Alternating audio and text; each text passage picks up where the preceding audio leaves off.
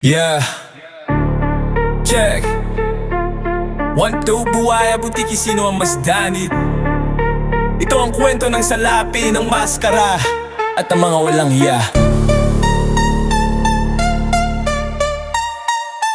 Ang mga buwayang nakabarong sa TV at radyo, ang linis kong magsalita. Nakapolo, nakabarong parang uwara ng bansa, pero sa likod ng media di alam ang madla. Ang bulsa nila'y balon ng walang katapusang pera. Sila ang mga buwaya na siyang hari sa gobyerno. Ang laging tugon, hindi ko magagawa yan. Angad ko lang ay makabat serbisyo sa kakapwa ko Pilipino.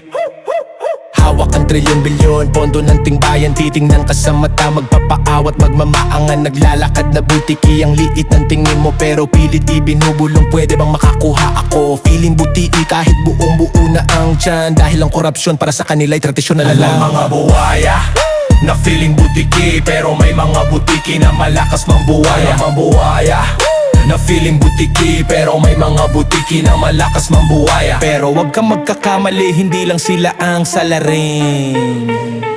May mga butiki na ngayon ay gustong man-agaw at malensing.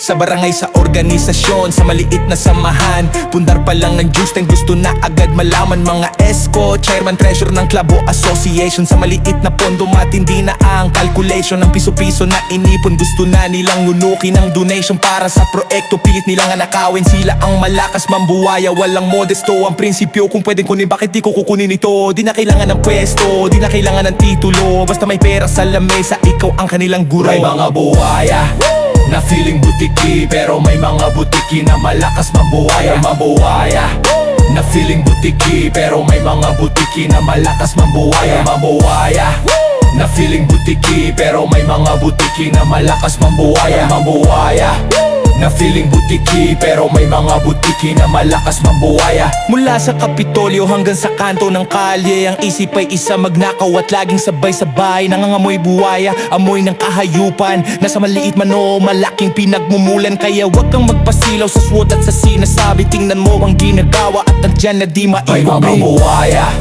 na feeling butiki, pero may mga butiki na malakas mambuwaya. Mabuwaya na feeling butiki, pero may mga butiki na malakas mambuwaya. Buwaya, butiki, wala nang pinagkaiba. Ang tunay na kaibigan mo, dapat maging bantayan mo. Sino ang buwaya sa'yo? Ikaw na ang bahala mag-judge. Peace! May mga buwaya